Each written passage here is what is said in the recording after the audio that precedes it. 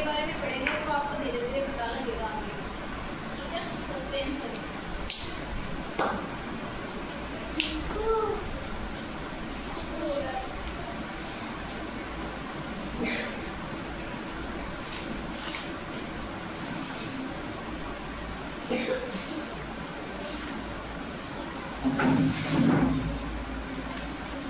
एक जंगल, कई पेड़, तो एक बार तो सभी ध्यान से समझा देता हूँ, ठीक है। एक जंगल, कई पेड़, नहर और तालाबों से भरा हुआ सुंदर लगता था। क्या लगता था? सुंदर। जंगल लगता था सुंदर, ठीक है। उसमें कई पशु पक्षी रहते थे। कुछ पक्षियों में एक जगह बड़े बड़े पेड़ों पर अपना अपना नीड़ बनाया था। नीड़ क्या होता है? घर होता है। किनका? पक्षियों का। एक सांप को पक्षियों की घोंसले में एक कुछ अंडे मिले थे, ठीक है। रोज सांप पक्षियों के बाहर जाने के बाद में पेड़ों पर चढ़कर अंडों को खा लेता था, ठीक है।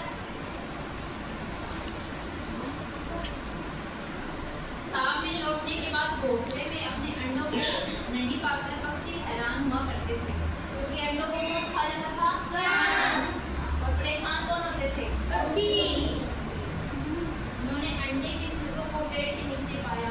अंडे के बच्चे होते थे वो तो सांप लेके चला जाता था, ठीक है। और वो ऊपर का जो छिलका होता था वो उधर ही छोड़ देता था, ठीक है। उन्होंने सांप के रेंगने के निशान देखे। सांप कैसे चलता है? रेंग के।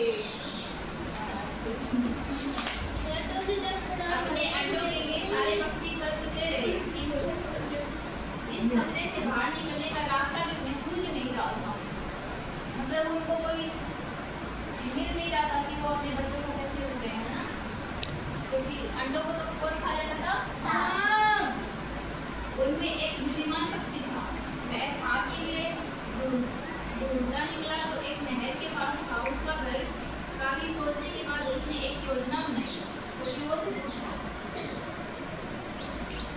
वह पक्षी सीधा सांप के पास गया और उसके सामने उसने आवाज दी।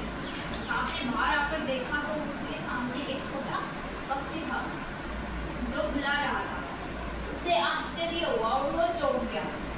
वो सोचा कि आज मेरे घर के सामने कौन आ गया, क्योंकि सारे पक्षी तो उससे डरते थे। छोटे से पक्षी ने उकसाते हुए कहा, तुम तो अपनी शक्ति अपने अंडों पर दिखा रहे हो जो हिल ही नहीं सकते। उसने उसको चेतावनी दी कि तुम तो अपनी सारी शक्तियाँ जो है वो अंडे के जो बच्चे हैं ना उनके ऊपर दिखा रहे हो। अगर दम है ना तो मेरे से लड़के दिखाओ। अब वो उसको चैलेंज ही दे रहा है सांप, ठीक है। अगर तुम्हारे अंदर जोश है तो मुझे पकड़ने की कोशिश करो। चलाक था और वो तरकीब अपनाएगा, ठीक है।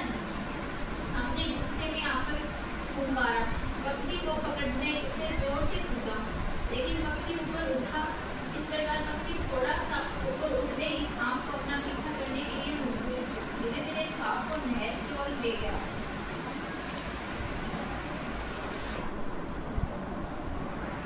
आ जाओ, वहाँ क्यों उठ गए, मुझे पकड़ो। पक्षी पानी पर उड़ता हुआ सांप को ललकारने लगा। बेवकूफ सांप पक्षी को पकड़ने की जल्दी में नहर में ही कूद गया।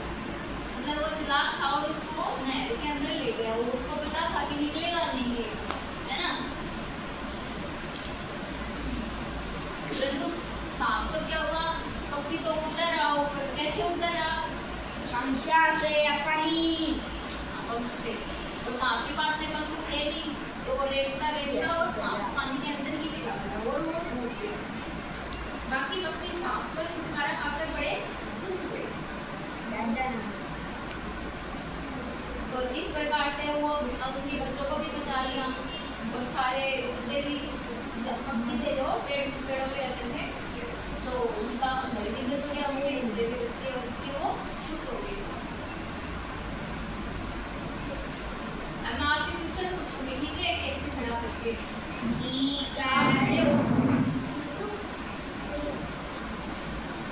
पक्षियों के घोंसले कहाँ पे थे?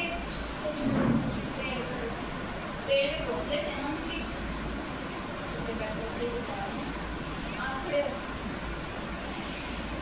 सांप क्या करता था?